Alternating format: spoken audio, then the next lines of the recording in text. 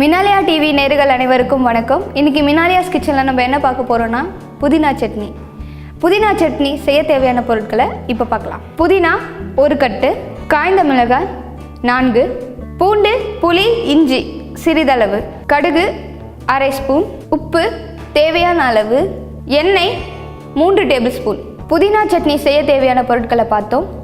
இப்போ புதினா சட்னி எப்படி செய்யறதுன்றதை பார்க்கலாம். அடுப்பு பற்ற வச்சுக்கலாம், கடாய் வச்சுக்கலாம். அடுப்பு வந்து சிம்மில் வச்சுக்கலாம்.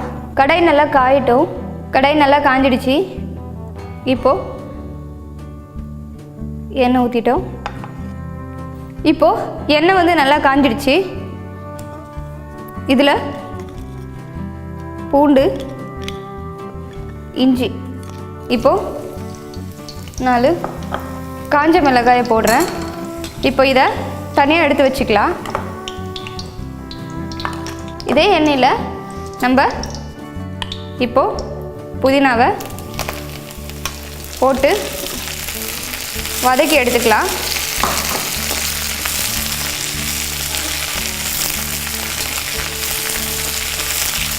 இப்படி நீங்கள் வதக்கி எடுத்துட்டிங்கன்னா இதில் இருக்க அந்த பச்சை வாசனை போயிடும்.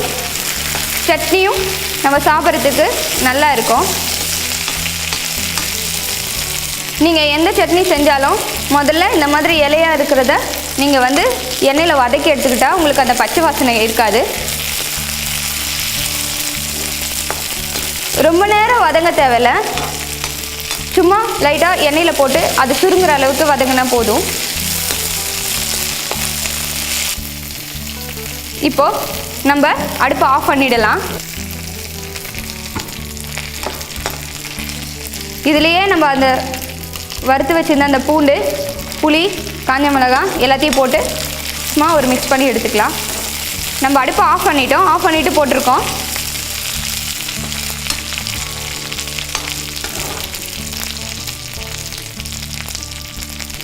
இப்போ இதை அரைச்சி எடுத்துக்கலாம்.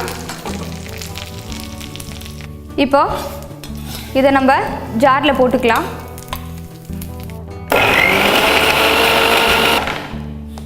இப்போ பார்த்தீங்கன்னா நல்லா அரைஞ்சிடுச்சு. இதை வந்து தாளித்து எடுக்கணும். நம்ம இதே கடாயிலே தாளித்து எடுத்துக்கலாம். இப்போ அதே கடாயே நம்ம வச்சுருக்கோம்.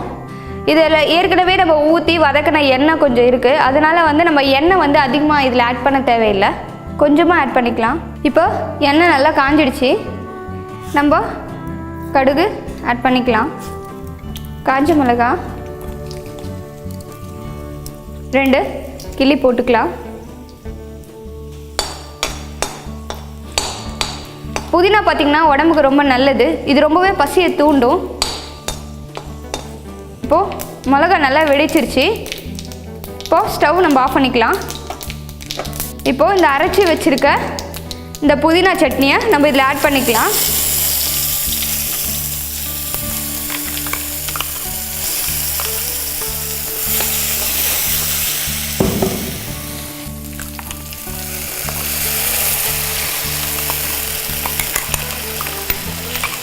இப்போ ரொம்ப ஈஸியாக டக்குன்னு புதினா சட்னி ரெடி ஆகிடுச்சு. இப்போ இதை நம்ம சர்வ் பண்ணலாம். கண்டிப்பாக வீட்டில் ட்ரை பண்ணி பாருங்கள். இதே மாதிரி இன்னொரு சூப்பரான டிஷ்ஷோட அடுத்த மினாலியாஸ் கிச்சனில் நான் வந்து உங்களை சந்திக்கிறேன். நன்றி, வணக்கம்.